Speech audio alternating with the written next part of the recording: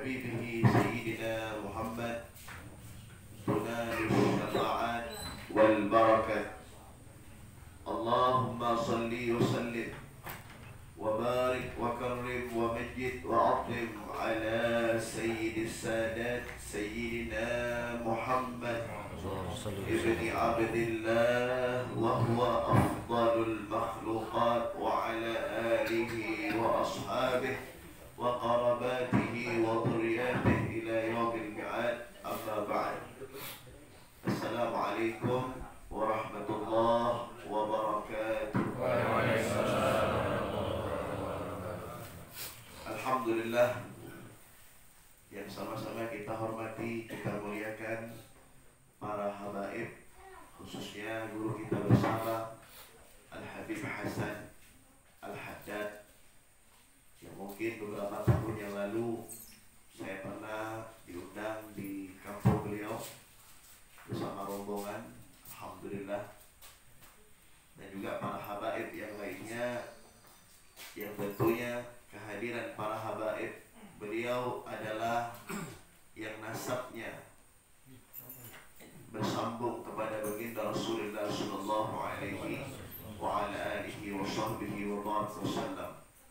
Maka di saat kita mencintai para keturunan baginda Rasulullah sallallahu alaihi wasallam, itu merupakan kewajiban bagi kita.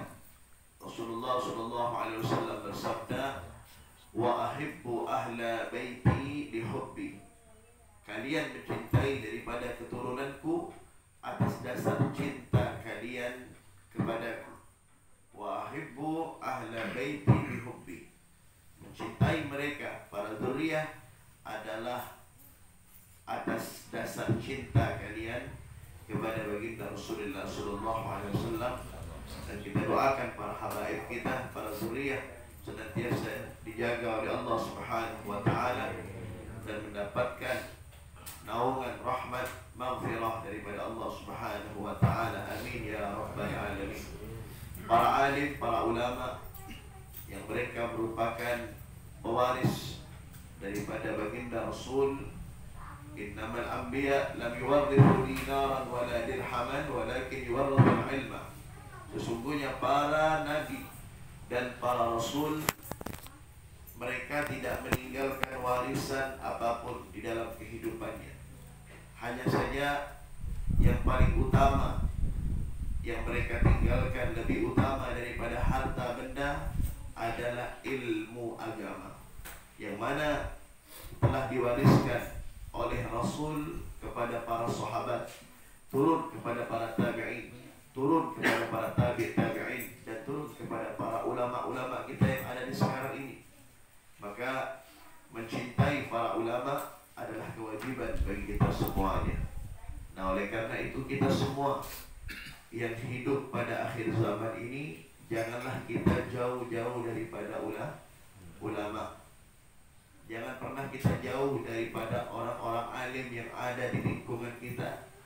Senantiasa kita duduk, belajar, mengaji dan mengkaji akan ilmu-ilmu yang ada pada diri mereka.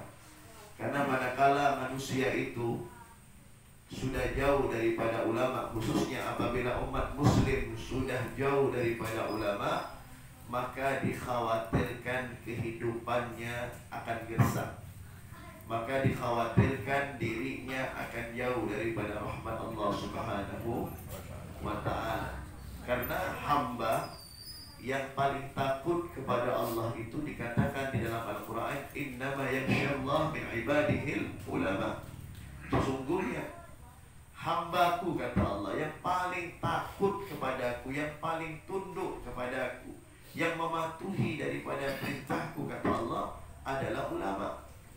Artinya di dalam ayat ini adalah ulama-ulama yang lurus, ulama-ulama yang senantiasa mementingkan urusan akhirat, ulama-ulama yang tidak menjual daripada ayat-ayat Allah, ulama-ulama yang membenarkan sesuatu yang benar dan menyalahkan sesuatu yang salah. Oleh karena itu kita berpanutan kepada mereka, kita berkiblat kepada mereka semuanya, dan jangan kita jauhi para ulama-ulama, khususnya yang ada di lingkungan kita pada saat ini.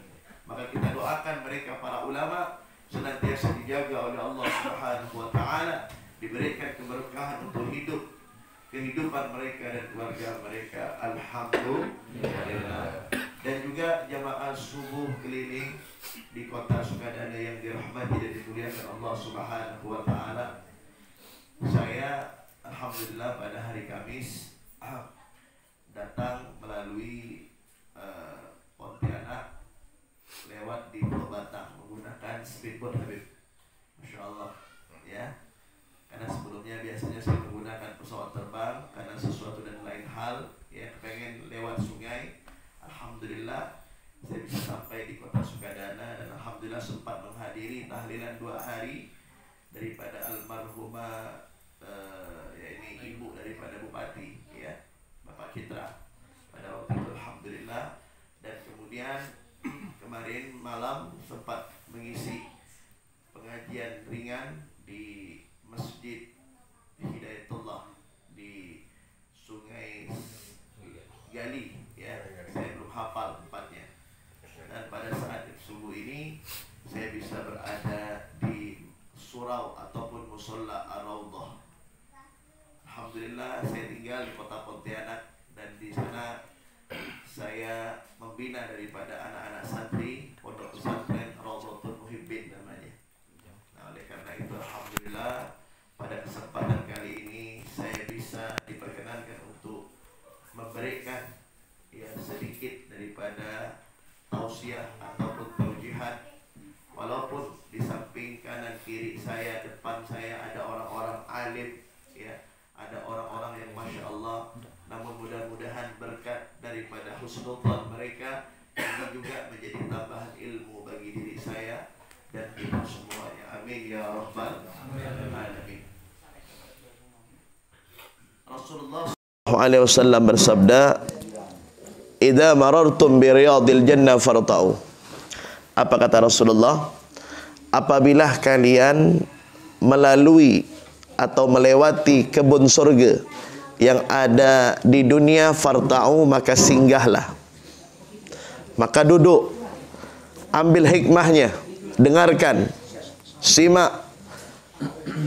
Maka para sahabat bertanya, "Wa ma riyadul jannah ya Rasulullah?" Kebun surga yang engkau maksud yang ada di dunia itu apa ya Rasulullah?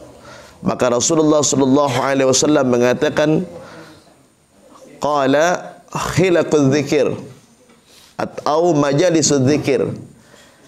Kebun surga yang ada di dunia adalah yang di dalamnya disebutkan nama-nama Allah, yang mana mereka yang berada di dalam kebun tersebut mereka berzikir, mereka bersolawat, dan mereka mengagungkan nama Allah dan nama baginda Rasulullah sallallahu alaihi wasallam, serta menyebut nama para kekasih-kekasihku, yaitu para ulama dan para aulia. Nah, itulah yang dimaksud dengan kebun surga yang ada di dunia. Maka kata Nabi, jika kau mendengar itu, kau singgah, duduk, ambil hikmahnya. Jangan pernah kau berbicara dan jangan pernah kau berbuat apapun. Karena apa? Karena tidak ada yang paling utama di atas permukaan bumi ini adalah di mana tempat yang di dalamnya disebutkan nama Allah Subhanahu wa taala. Alhamdulillah, kita telah melaksanakan salat subuh berjamaah, dilanjutkan dengan salat gaib yang kita hadiahkan untuk almarhum almarhumah yang beberapa hari yang lalu telah hilang ataupun wafat ya pada waktu naik di penerbangan SJ Sriwijaya 182. Yang ini semuanya adalah takdir daripada Allah Subhanahu wa taala. Ada orang yang bertanya kepada saya, "Ya Habib, bagaimana itu pesawat bisa jatuh dan lain sebagainya?" Maka kita kembali kepada Al-Quran. Tentunya imam kita adalah Al-Quran. Di dalam Al-Quran di situ sudah disebutkan, awalam yarau ila at-tayri fawqahum saffati wa yaqbitna wa yumsikuhunna illa ar-rahman. Kata Allah apa? Awalam yarau ila at-tayri.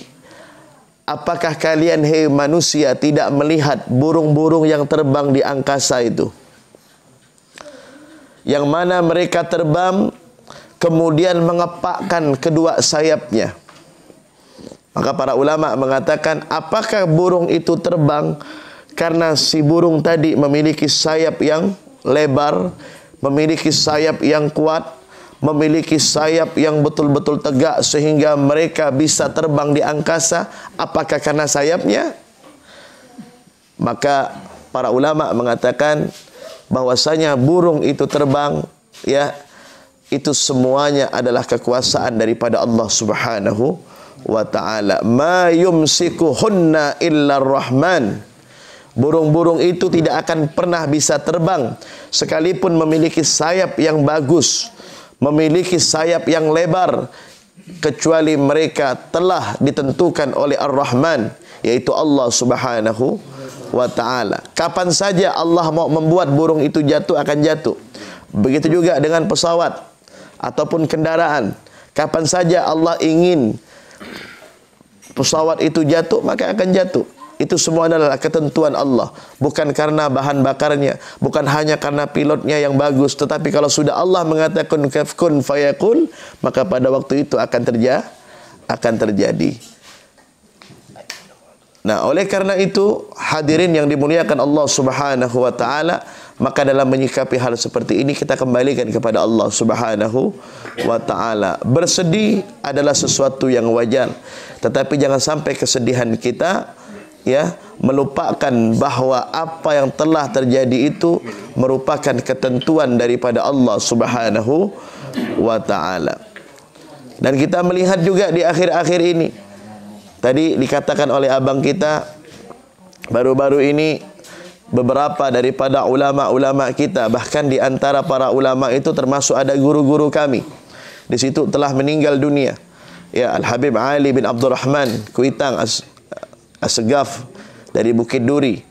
Kemudian juga Syekh Ali Jabir. Kemudian di situ ada Kiai Abdul Hamid Bata-Bata. Dan di situ juga ada Al-Habib Ja'far Al-Kaf. Dan beberapa para habaib dan para ulama-ulama yang saleh meninggal dunia.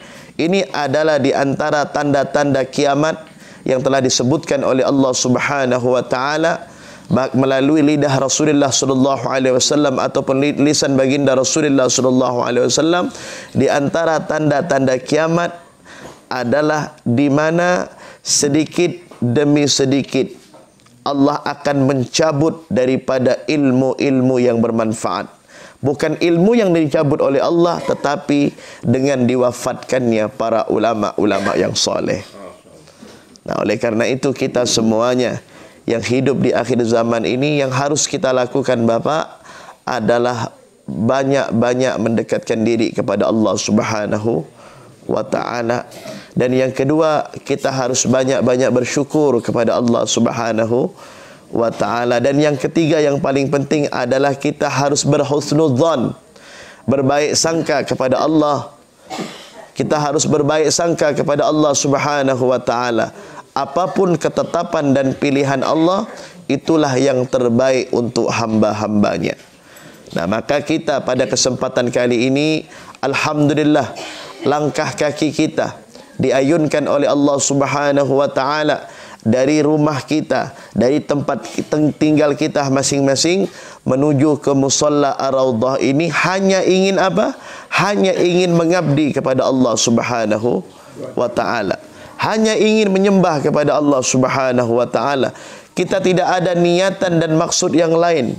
Kita datang jauh-jauh hanya ingin mengabdi kepada Allah Subhanahu wa ta'ala, menyatakan bahawa diri ini butuh kepada Allah Subhanahu wa ta'ala.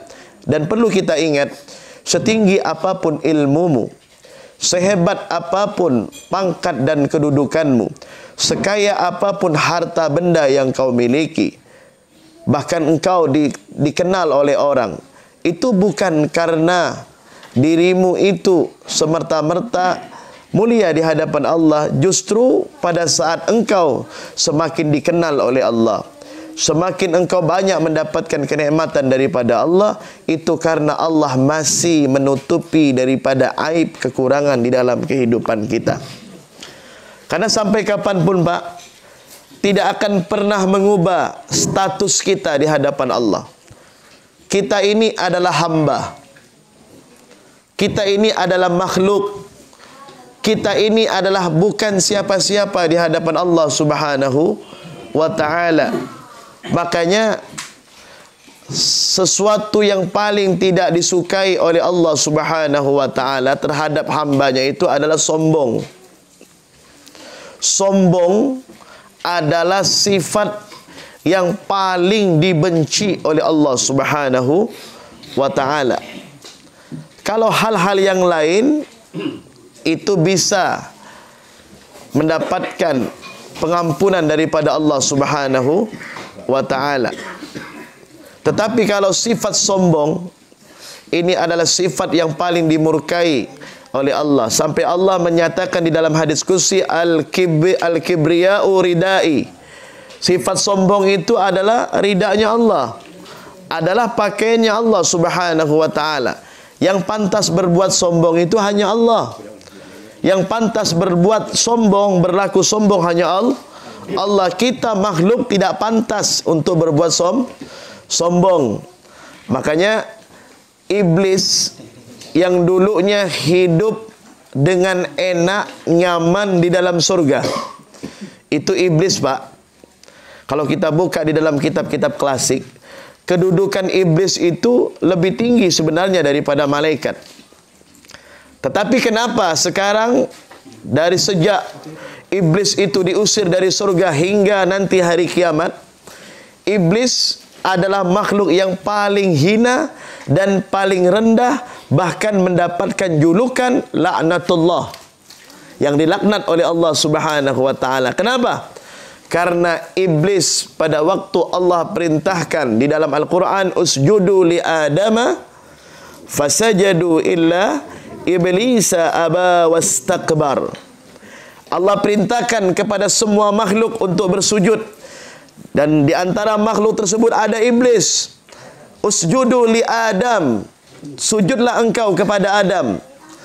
Semua makhluk sujud, bertekuk lutut di hadapan Allah dan bersujud di hadapan Adam, karena ini merupakan perintah Allah. Semua fasajadu, mereka sujud, illa, kecuali satu makhluk ini, iblis. Aba, menolak, wastakbar, sombong. Ya.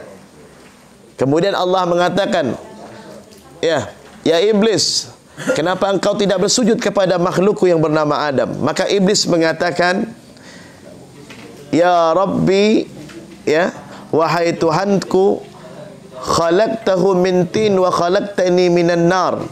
Kau ciptakan iblis itu, kau ciptakan Adam dari tanah sementara aku dari api. Maka kata para ulama, si iblis berdebat pada waktu itu kepada Allah. Iblis berani mendebati Allah Subhanahu wa ta'ala, dan dia seolah-olah mendikte Allah. Lebih mulia mana ya Rabb? Apakah aku iblis yang engkau ciptakan dari api yang berkobar-kobar, daripada Adam yang kau ciptakan dari tanah? Maka pada saat itu Allah Subhanahu wa ta'ala murka, dan pada saat itu Allah langsung mengusir iblis daripada surga. Artinya sifat yang dimiliki oleh iblis adalah sombong. Makanya kata para ulama, dosa iblis itu hanya satu, Pak. Dosanya apa? Sombong. Sekarang pertanyaannya, berapa banyak dosa manusia? Ya, berapa banyak dosa kita? Terutama saya yang berbicara. Berapa banyak dosa manusia? Iya kan? Bukan hanya sombong yang dimiliki oleh manusia, bahkan angku, congkak, riya, ujub, takabur, ingin dipuji oleh makhluk, ingin dibanggakan oleh makhluk, sifat-sifat yang tanpa ia rasakan. Bahkan hasud, iri, dengki yang ada pada diri manusia mengalahkan daripada sifat iblis. Iblis hanya satu sifat, sombong saja, diusir oleh Allah. Bagaimana dengan manusia yang bukan dia hanya sombong tapi angkuh? Makanya pada waktu Sayyidina Luqmanul Hakim, di dalam Al-Quran itu ada surah Luqman. Surah Luqman, di situ Allah menyatakan daripada pesan-pesan Sayyidina Luqman dipotret oleh Allah Subhanahu wa ta'ala melalui firman-Nya. Ya, apa yang dikatakan oleh Sayyidina Luqman, ya bunayya wala tamshi fil ardi maraha innallaha la yuhibbu kulla mukhtalin fakhur waqsid fi mashyika wakhdud min sautik inna ankaral aswati la sautul hamir. Ya bunayya, wala tamshi fil ardi maraha. Wahai anakku, kata Sayyidina Luqmanul Hakim, wala tamshi fil ardi maraha. Janganlah kau berjalan di atas permukaan bumi ini maraha, dalam keadaan engkau angku. Kata orang kita tak ada nginjak bumi ini, berarti hantu bangkit. Kalau tak ada nginjak bumi kan hantu berarti. Ya kan? Wala tamshi fil ardi maraha. Innallaha, sesungguhnya Allah la yuhibbu, Allah tidak suka kulla, setiap mukhtalin fakhur, orang yang terlalu membanggakan dirinya, ya, orang yang terlalu sombong dengan dirinya. Waqsid fi masyika, maka engkau berjalan di atas permukaan bumi ini dengan tawadhu, rendah hati kepada Allah, rendah hati kepada sesama dan rendah diri kepada Allah. Waqsid fi masyika waqdud min sautik, dan rendahkan suaramu. Inna angkaral aswad, adapun orang-orang yang telah membesarkan suaranya, dalam artian di saat dia berbicara kepada orang yang lebih tua, suaranya lebih keras. Berbicara kepada orang tua, dia lebih keras. Inna angkaral aswad la sautul hamir, itu seperti suara keledai. Nah, oleh karena itu hadirin, bapak-bapakku dan ibu-ibu yang dirahmati Allah Subhanahu wa taala, ini poin pertama. Ya, ini poin pertama yang perlu kita tanamkan di dalam diri kita. Hilangkan sifat sombong di dalam hati kita. Jangan pernah kita merasa bahwa diri kita lebih baik daripada orang lain. Ingat, setinggi apapun ilmu yang kau miliki tidak akan mengubah statusmu di hadapan Allah. Kau adalah makhluk, kau adalah hamba. Setinggi apapun pangkat, jabatan, kedudukan yang kau sandang, tetap kau adalah makhluk. Setinggi apapun kekayaan yang kau raih, semua itu adalah titipan Allah. Sudah banyak contoh-contoh yang telah Allah berikan. Iblis yang alim habis dihinakan oleh Allah, bahkan mendapatkan gelar laknatullah. Fir'aun, seorang raja yang sombong, yang sampai-sampai dirinya itu berani mengaku dirinya Tuhan, pada saat itu juga ditenggelamkan oleh Allah di Laut Merah. Namrud, yang dia tidak pernah mau sedekah, bahkan sombong dengan hartanya, ya, bahkan dia menganggap bahwa dirinya hebat bersama Qarun. Semuanya ditenggelamkan oleh Allah bersama hartanya di perut bumi. Abraha dengan pasukannya, ya, yang ingin merobohkan dan menumbangkan Ka'bah, semuanya habis. Namrud bahkan ingin mencelah daripada nabinya, ingin membakar nabinya, yaitu Nabi Allah Ibrahim. Semuanya hancur. Maka mereka ini nanti, ya, akan dipanggil oleh Allah Subhanahu wa taala. Mereka akan dipanggil oleh Allah Subhanahu wa taala. Allah menyatakan apa? Siapa pada saat ini? Limanil mulkul yawm. Siapa saat ini raja di antara kalian semuanya? Hei seluruh makhlukku. Limanil mulkul yawm. Siapa raja pada saat ini? Siapa penguasa pada saat ini? Maka penguasa-penguasa yang pada saat itu sombong, penguasa-penguasa yang pada saat itu angkuh, dari mulai zaman Fir'aun, mereka semuanya akan dikumpulkan, dan mereka semuanya akan tertunduk malu, dan mereka tidak akan bisa berkata apapun illa, kecuali mereka la yatakallamuna illa man ittakhadha indar rahmani ahda. Yang berani berbicara nanti, yang mampu untuk mengungkapkan kalimat dan kata-kata, kecuali mereka yang telah mengikat perjanjian kepada Allah Subhanahu wa taala. Mereka adalah golongan orang-orang beriman, yaitu Rasulullah sallallahu alaihi wasallam, yang nanti akan berucap dengan kalimat-kalimat permohonan kepada Allah Subhanahu wa taala. Illa man ittakhadha indar rahmani ahda. Mereka yang telah mengikat perjanjian kepada Allah. Adapun mereka yang sombong pada waktu di dunianya, habis dihancurkan oleh Allah Subhanahu wa taala. Ini poin yang pertama yang perlu kita camkan di dalam hati kita, yang perlu kita tunjamkan di dalam sanubari kita. Yang kedua, ya, artinya kita melihat kondisi pada saat ini, ya, yang mana tersebarnya daripada virus corona, ya Pak, ya kan? Yang mana ini adalah ujian untuk kita semuanya, Pak. Karena Allah Subhanahu wa taala telah menyatakan di dalam Al-Qur'anul Karim, kenapa kita melihat khususnya di negeri kita bertubi-tubi tiada henti, bala bencana datang, ya, luar biasa. Kita jangan dulu menyalahkan siapa-siapa. Kita bermuhasabah kepada diri kita.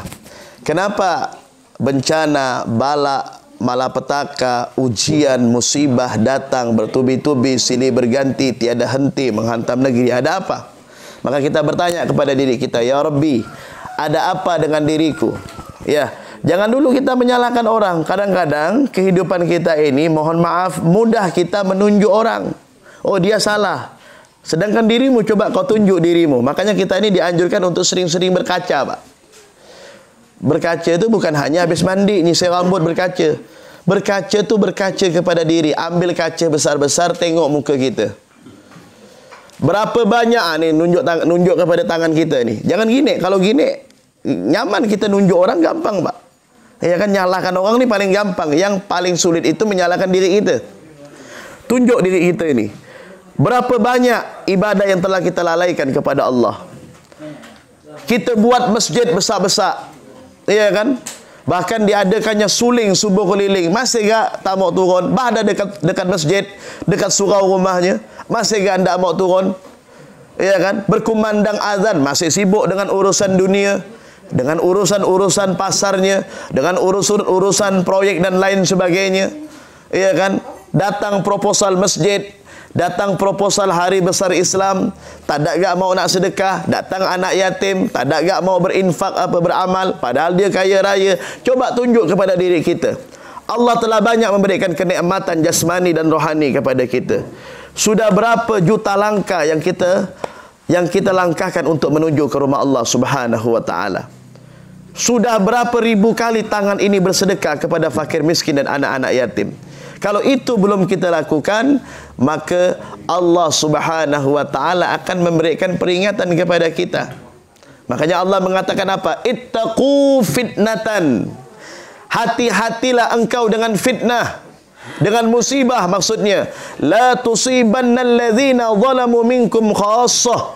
Sesungguhnya musibah itu kalau datang bukan hanya terkena imbasnya, bukan hanya kepada orang soleh saja, bukan hanya kepada mereka-mereka yang berbuat zalim saja. Bahkan orang soleh pun juga kena, Pak. Karena tidak mungkin musibah itu datang pilih-pilih. Ya enggak? Ya kan? Musibah itu datang pilih-pilih, tidak mungkin. Kita melihat keadaan sekarang ini, kemarin-kemarin yang menyebarnya corona dan lain sebagainya. Kita melihat bagaimana tenaga-tenaga medis kita, para dokter, para perawat kita yang berusaha ingin menyelamatkan daripada pasien yang terkena COVID-19. Tapi mereka juga ikut terkena. Ya kan? Padahal ikhtiarnya cukup, Pak. Dengan masker, dengan pakai tutup, kemudian dengan pakaian yang lengkap, menggunakan sanitizer dan lain sebagainya. Tapi masih, ya. Nah, artinya apa, Pak? Musibah itu datang tidak memilih. Gara-gara segelintir tangan yang sedikit yang iseng, maka semua tangan pun kena. Gara-gara sedikit kaki dari perbuatan itu yang iseng, semua pun kena. Makanya kata Allah, tidak dikhususkan musibah itu datang kepada orang yang berbuat salah, berbuat zalim saja, tetapi mereka yang soleh pun, orang yang baik pun juga akan kena. Makanya Allah mengingatkan kepada kita semuanya. Apa kata Allah Subhanahu wa taala? Walau anna ahlal qura amanu wattaqau lafatahna alaihim barakatin minas sama'i wal ard walakin kadzabu fa akhadnahum bima kanu yaksibun. Apa kata Allah? Walau anna ahlal qura, dan jikalau penduduk satu negeri, satu perkampungan, perkotaan, mereka itu beriman kepada Allah, takut kepada Allah dengan sesungguhnya, la fatahna, maka pasti akan kami bukakan keberkahan pintu langit, dari pintu langit dan dari pintu bumi, Pak. Pasti itu. La fatahna alaihim barakatim minas sama'i wal ard. Akan kami bukakan keberkahan dari pintu langit dan pintu bumi. Akan tetapi kata Allah, walakin kadzabu, akan tetapi sayang, fa akhadnahum bima kanu yaksibun. Akan tetapi sayang, mereka telah mendustai aku, kata Allah.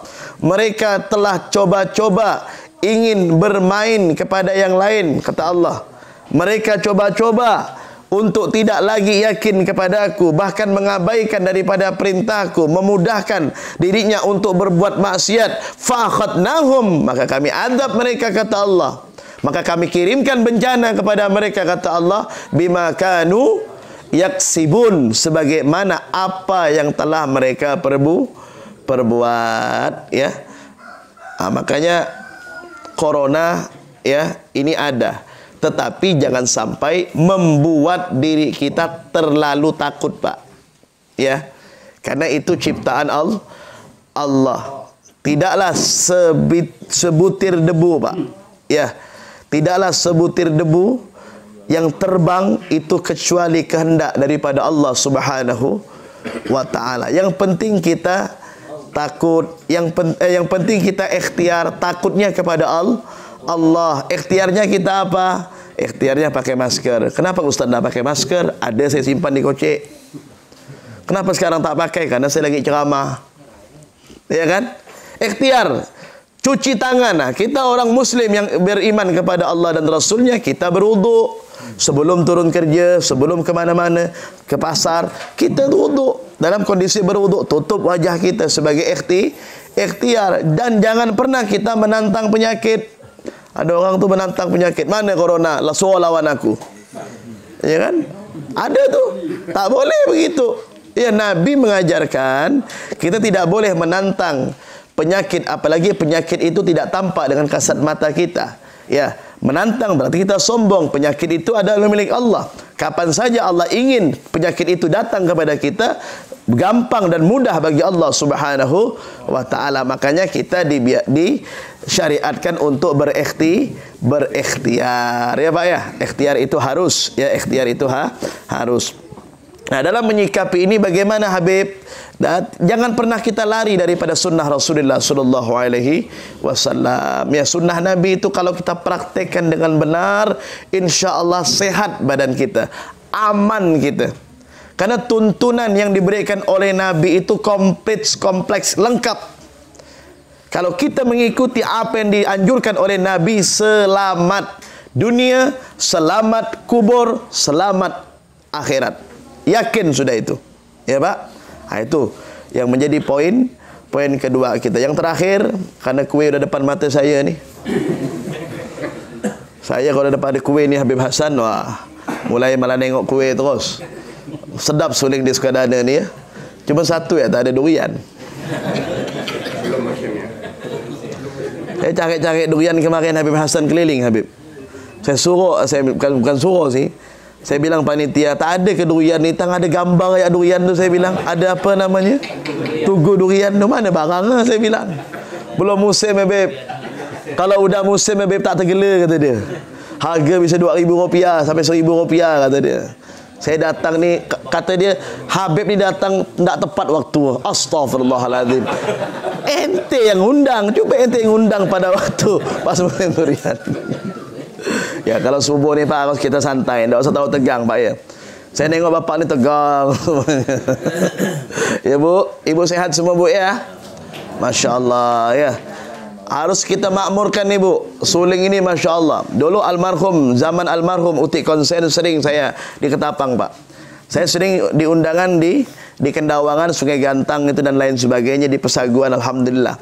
Bahkan tanggal bulan Maret ini saya ada undangan Isra Mi'raj ya. Di Pesaguan, alhamdulillah. Nah, kita kembali lagi.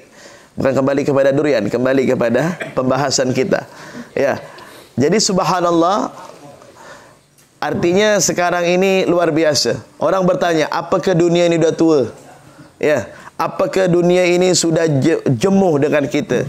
Sebenarnya dunia ini sama saja Pak, dari awal pertama sampai sekarang ini.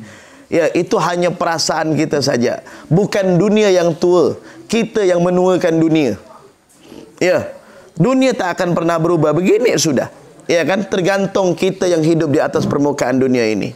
Makanya kita ini, ya kan, orang-orang mukmin diberikan batasan, diberikan garis. Jangan kita melalui daripada garis tersebut. Maka kalau kita hidup mau selamat, satu kuncinya tadi itu, ya. Jangan sombong, ya kan? Kita husnudzon, berbaik sangka kepada orang, kita berniat baik. Yang terpenting adalah laksanakan perintah Allah dengan baik. Jangan pernah kita tinggalkan. Ya, Nabi itu suatu saat pernah nangis, Pak. Rasulullah itu pernah nangis, terseduk-seduk Rasulullah nangis. Ya. Sampai basah jenggot beliau yang mulia itu, basah jenggot beliau. Para sahabat khawatir apa yang menyebabkan Rasulullah ini nangis sampai sebegitunya, nangis Rasulullah. Ya, merah mata beliau, nangis Rasulullah. Kata Nabi Muhammad, aku nangis, kata Rasulullah, aku mengingat nasib umatku nanti di akhir zaman. Ya, sampai-sampai Nabi Muhammad berdoa, Allahumma la taj'al fina syaqiyan wala mahruma. Ya Allah, jangan jadikan kami golongan orang yang diharamkan dari rahmat Allah dan orang-orang yang merugi kelak di dunia dan di akhirat. Para sahabat bertanya, ya Rasulullah, limanis syaqiyul mahrum? Siapa orang yang dihinakan oleh Allah, yang diharamkan daripada rahmatnya? Litarikis shalah, bagi orang-orang yang meninggalkan solat, kata Nabi. Ya, bagi orang-orang yang meninggalkan solat. Makanya di dalam pesan Rasulullah di saat beliau sebelum wafat itu, apa yang dipesankan oleh Nabi apa? As-shalah, as-shalah. Itu yang dipesankan oleh Nabi Muhammad. Ya. Mohon maaf, banyak orang yang mengentengkan daripada ibadah solat. Banyak orang yang mengentengkan. Ya, yang meremehkan, bahkan kesannya melalaikan, seolah-olah panggilan hayya 'alas shalah itu tidak membuat hatinya bergetar sama sekali. Sibuk terus dengan urusan-urusan dunianya.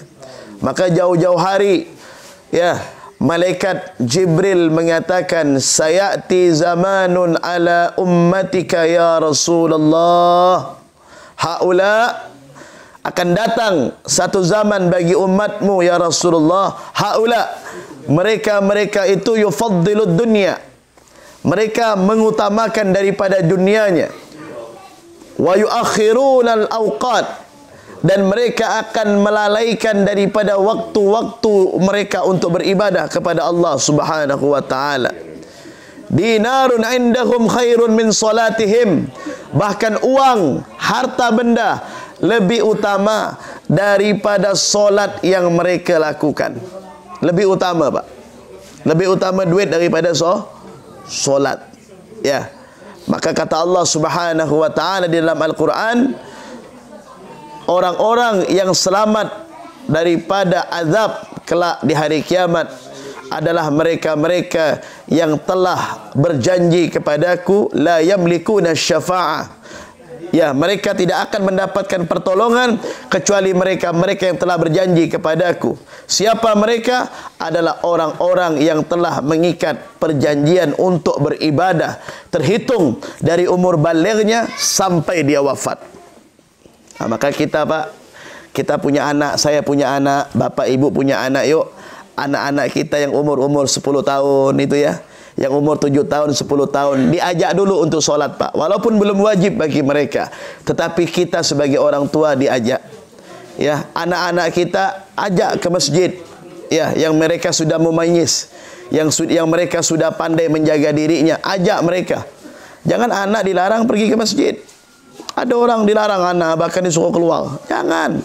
Karena begini gambarannya. Kalau sudah anak yang mumayyiz, artinya anak-anak yang sudah paham, duduk di masjid atau jarang pergi ke masjid, pada saat ini bagaimana keadaan masjid untuk 20 tahun akan datang atau 15 tahun akan datang. Biasakan mereka, anak-anak kita hadir ke masjid. Biasakan. Ya, kalau ribut namanya budak-budak. Jangankan anak-anak, bapak ayah ribut. Bukan lagi anak-anak. Betul tak? Jangan heran di Pontianak sama. Saya di pondok saya tu budak-budak kecil, Pak. Ni mak besar-besar ini pondok. Kata pengurusnya, "Beb, kenapa pula budak-budak kecil?" Kalau tak mungkinlah bapak anak mondok pula. Anak-anak yang mondok dari mulai kelas 4 SD sampai SMA yang mondok. Kecil-kecil, Pak. Ya, walaupun uban saya banyak ngurus mereka ni. Ngurus mereka ni bukan nyaman. Terpakai jaket tak apa-apa. Yang penting mereka mau duduk di masjid, belajar di masjid, ngaji di masjid. Ya kan? Jangan kita larang anak kita ke masjid. Bagus nih. Ajak mereka ke masjid. Nanti dia akan terbiasa. Kebiasaan itulah yang membuat dia akan terbiasa nanti. Ya, tak boleh dengar azan langsung ke masjid. Oh, ini kan mantap. Ya kan? Sekarang mohon maaf. Untuk anak-anak kita, Pak, ya, itu akan dipengaruhi oleh barang ini, Pak. Ini. Betul tak ni? Oh, udah kena barang ini bisa gila, Pak. Dalam arti gila, gerak bisa gila. Yang anak kurang ajar dengan orang tua. Yang laki lalai dengan bini, yang bini bisa kurang ajar dengan bini dengan laki ya. Ya. Bahkan gara-gara barang ini bercerai-berai. Ya dah, apalagi pandai main game. Pandai main mobil legend, apa itu istilah itu. Betul tak, Pak? Nah, ini bahaya ini barang. Bukan karena barangnya, ini barang benda mati. Kita tekan bawa dia bisa hidup. Kita mati kan mati lagi dia. Tergantung tangan kita. Kan begitu. Bawa kita lempar dia tak akan melawan. Kan begitu. Tergantung kita yang gunakan ini. Makanya jangan sampai anak-anak kita ini, Pak, terlalu asik main ini. Sekarang mohon maaf ya. Sebagian orang tua ingin mendiamkan anaknya bukan dengan melantunkan ayat Al-Quran atau menceritakan sejarah para ulama, sejarah Rasul, sejarah para sahabat. Ya, dia mendiamkan anaknya apa? Diam kau nak. Nah, bapak beri HP. Betul tak? Buka lah HP. Wah, anak lebih lancar main HP daripada bapak. Betul tak? Nah, ini luar biasa doktrinannya, Pak. Masya Allah. Santri-santri di pesantren boleh ditanya, Pak. Tak tahulah di Sukadana ya. Boleh ditanya, yang membuat santri tidak betah di pondok tu apa sih sebenarnya? Barang ini, Pak. Makanya kalau udah libur pesantren, saya khususnya pondok saya buat peraturan. Masalah tidak dijalankan itu nomor 10. Dilarang anak-anak itu untuk diberikan HP secara full time. Dilarang. Di pondok yang ketahuan bawa HP, saya bakar HP depan-depan orang tuanya. Maka terserah. Maka saya ganti, habis itu anak tak boleh mondok lagi, terserahlah. Harus seperti itu, Ustaz, harus. Ya, karena kalau tidak seperti itu bahaya. Ya kan? Makanya santri itu kita kumpul nih pengasuh-pengasuh nih. Apa sih yang masalah membuat santri tidak betah? Fasilitas cukup, air nyaman, makan nyaman, bahkan lebih nyaman daripada dia makan di rumah. Ya kan gitu. Rupanya kena barang ini ya. Kadang-kadang dia bertapuk, dia main nih. Ya, Pak. Bertapuk gara-gara barang ini. Makanya ya, bukan kita tidak boleh memberikan anak kita HP, tapi dipantau, diberikan jedah waktu dan diatur program yang dia main itu, Pak. Ya kan? Jangan sampai dia bermain sesuatu yang tidak baik. Kalau dah hanya dengarkan solawat, dengarkan ceramah-ceramah, ya bagus. Kalau yang didengarkan hal-hal yang tak baik, itu berpengaruh kepada mental dia, berpengaruh kepada rohani dia. Bahaya itu. Ruginya ke kita, Pak. Ya kan? Itu saja. Mudah-mudahan ini menjadi pesan bekal untuk kita semuanya. Ya. Di sini saya bukan bertausiah, tetapi kita watawasau bil haq. Karena saya yakin di sini banyak orang-orang soleh, Pak. Banyak orang-orang alim. Habib Hasan, semuanya banyak para habaib, para ustaz-ustaz yang Masya Allah. Ya. Mudah-mudahan ini menjadi tambahan juga ilmu bagi diri saya dan kita semuanya. Dan saya doakan mudah-mudahan bapak-bapak, ibu-ibu dan adik-adik yang ikut daripada program suling ini, mudah-mudahan senantiasa diberkahi oleh Allah. Amin. Mudah-mudahan Allah lancarkan segala urusan dunia dan akhiratnya. Dan mudah-mudahan langkah perjuangannya untuk mensyiarkan suling ini senantiasa diridhoi oleh Allah Subhanahu wa ta'ala. Amin ya rabbal alamin. Itu saja yang dapat saya sampaikan. Kurang lebihnya saya mohon maaf. Ihdinas siratal mustaqim wal afu minkum. Assalamualaikum warahmatullahi wabarakatuh.